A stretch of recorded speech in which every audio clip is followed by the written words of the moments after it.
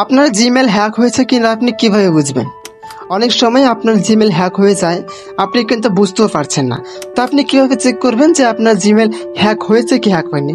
তো প্রথমে আপনাকে যেটা করতে হবে, জিমেল অ্যাপ্লিকেশনটা রয়েছে, জিমেল অ্যাপ্লিকেশন আপনাকে আসতে হবে। এখানে আসার পর আপনাকে জিমেল ওপেন হবে অ্যাপ্লিকেশনটা ওপেন হওয়ার পর যে নিচে বা ওপরে যদি থাকে, ওপরে যে প্রোফাইল আইকনটি রয়েছে এখানে আপনি ক্লিক করুন। প্রোফাইল আইকনটি এখানে থাকবে, প্রোফাইল আইকনটি এখানে ক্লিক করুন। এখানে ক্লিক করে নেওয়ার পর যে ম্যানেজ ইউর অ্যাকাউন্ট যে অপশনটা রয়েছে, এই ম্যানেজ ইউর অ্যাকাউন্টে আপনি এখানে ক্লিক করুন। তোমরা ম্যানেজ ইউর অ্যাকাউন্টে আমরা ক্লিক করছি।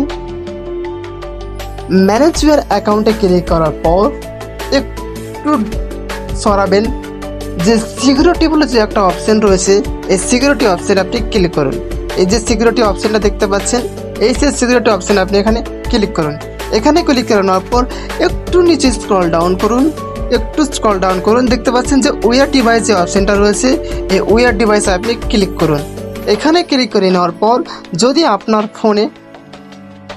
আপনার ফোন ছাড়া যদি অন্য কোনো মোবাইল থাকে, মোবাইল যদি এখানে শো করে, তাহলে আপনি ভাববেন যে আমার জিমেলটা কি অন্য কেউ নিয়ে আছে। দেখতে পাচ্ছেন আমার কিন্তু ফোনে অনেকগুলো জিমেল অ্যাকাউন্ট রয়েছে, ঠিক আছে, অনেকগুলো মোবাইলে কিন্তু লগ ইন করা রয়েছে, তার জন্য কিন্তু অনেকগুলো মোবাইল এখানে শো করছে।